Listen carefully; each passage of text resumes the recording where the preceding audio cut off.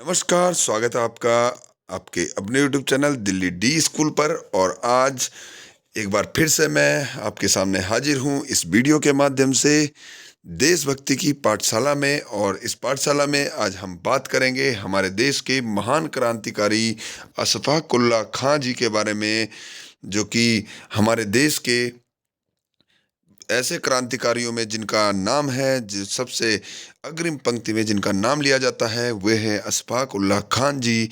और इनका जन्म हुआ था 22 अक्टूबर 1900 ईस्वी में शाहजहांपुर। और इनकी जो मृत्यु हुई थी 19 दिसंबर 1927 को इनको फांसी दे दी गई थी अंग्रेज सरकार के द्वारा, अंग्रेजों के द्वारा। और उनका केवल यही था कि वे केवल देशभक्त थे और हमारे देश भारत को केवल आज़ाद करना चाहते थे। इसी वजह से इनको फांसी के फंदे पर लटका दिया गया था और उन्होंने हंसते हंसते अपने देश के लिए फांसी को के फंदे को चूम लिया और अपने गले से लगा लिया। तो चलिए इनके बारे में हम आज जानते हैं कि उनकी एक पंक्ति है, कस ली है कमर अब तो कुछ करके दिखाएंगे, आज़ाद ही हो लेंगे या सिर ही कटा देंगे, हटने के नहीं पीछे, डर कर कभी जुल्मों से, तुम हाथ उठाओगे हम पैर बढ़ा देंगे। तो चलिए इसी के साथ शुरू करते हैं कि देश की गुलामी की जंजीरों को तोड़ने के लिए हंसते हंसते फांसी का फंदा चूमने वाले अशफाक उल्लाह खां जंग आज़ादी के महानायक थे। अंग्रेजों ने उन्हें अपने पाले में मिलाने के लिए तरह तरह की चालें चली, लेकिन सफल नहीं हो पाए। अंग्रेजों ने उन्हें तोड़ने के लिए बहुत कोशिश की, परंतु वे सब अपने पर सह गए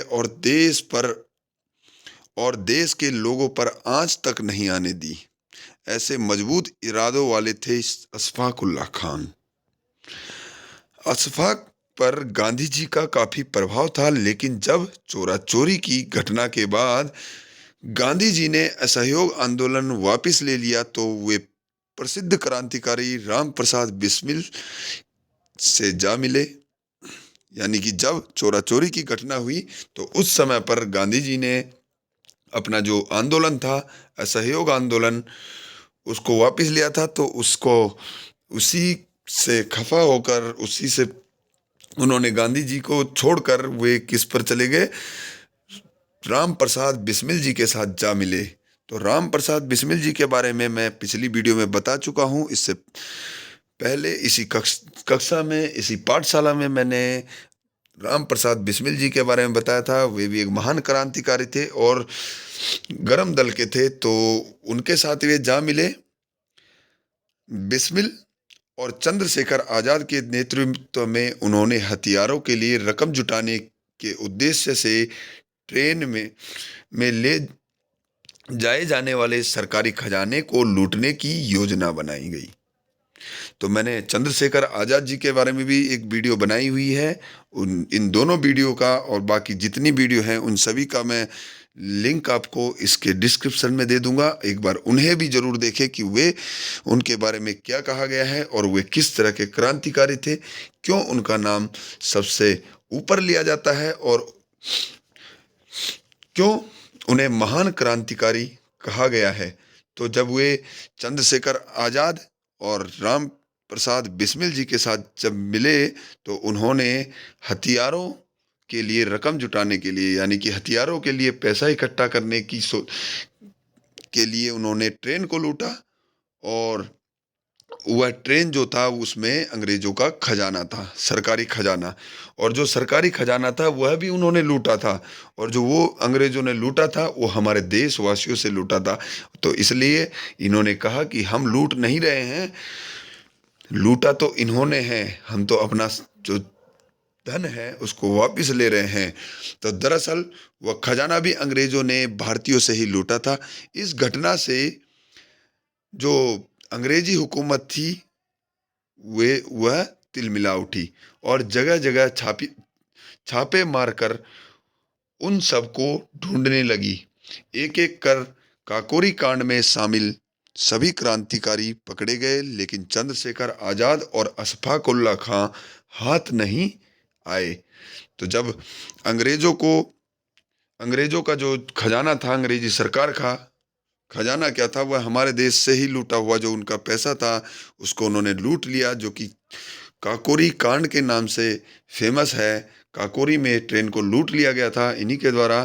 तो अंग्रेज़ों ने जगह जगह इनके लिए छापे मारे, तो सभी पकड़े गए, लेकिन दो लोग नहीं पकड़े गए थे, चंद्रशेखर आज़ाद और अशफाक उल्लाह खान। ये उन अंग्रेज हाथ नहीं आए।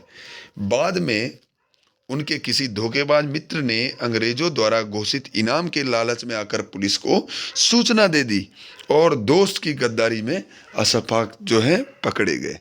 तो जब एक दोस्त ने ही उन्हें धोखा दे दिया, अंग्रेजों ने इनके ऊपर इनाम रखा था कि इनको जो पकड़वाएगा उसको पैसा दिया जाएगा। तो इसी लालच में आकर उनके किसी दोस्त ने उनके साथ गद्दारी की और उसी गद्दारी के कारण वे पकड़े गए।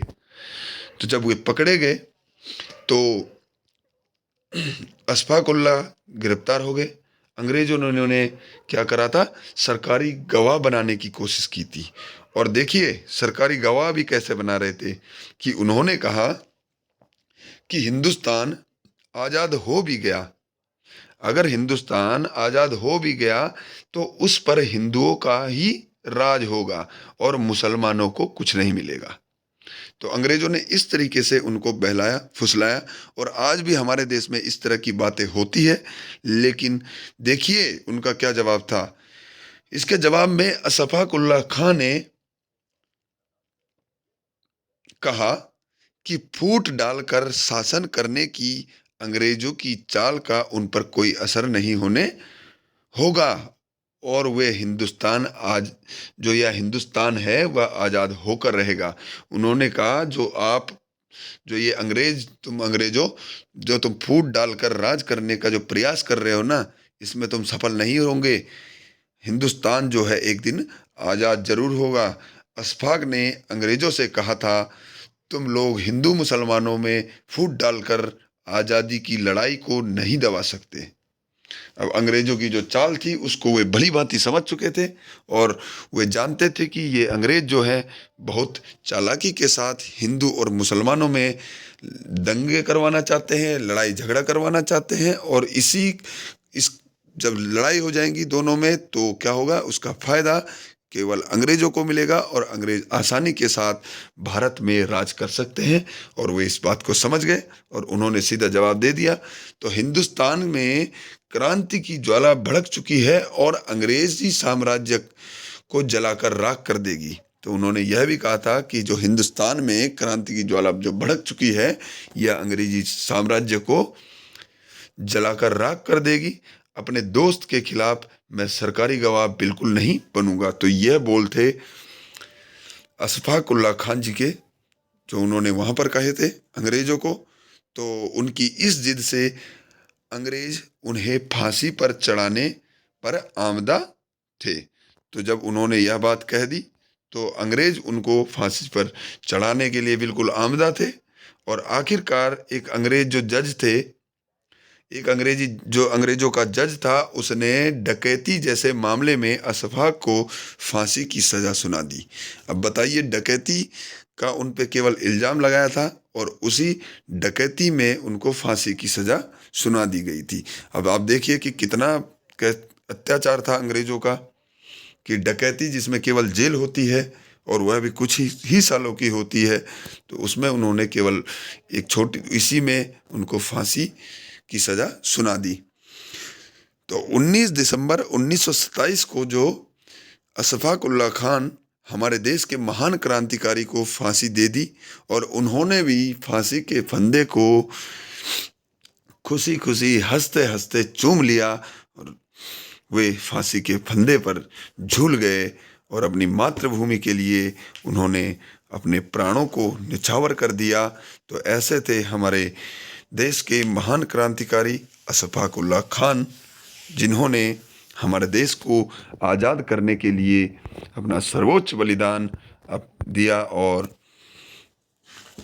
उन्होंने अपने जान की भी परवाह नहीं की। वे चाहते तो सरकारी गवाह बन सकते थे, और उस सरकारी गवाह बनने पर वे जिंदा भी बच सकते थे और उनको पैसे भी मिलते और कोई और भी कई चीज़ें मिल सकती थी, लेकिन उन्होंने उसको लेने से बिल्कुल मना कर दिया और अपने दोस्त को धोखा देने से उन्होंने बिल्कुल मना कर दिया कि मैं अपने दोस्त को धोखा नहीं दूंगा। तो चलिए, ये थे अशफाक उल्लाह खान जी।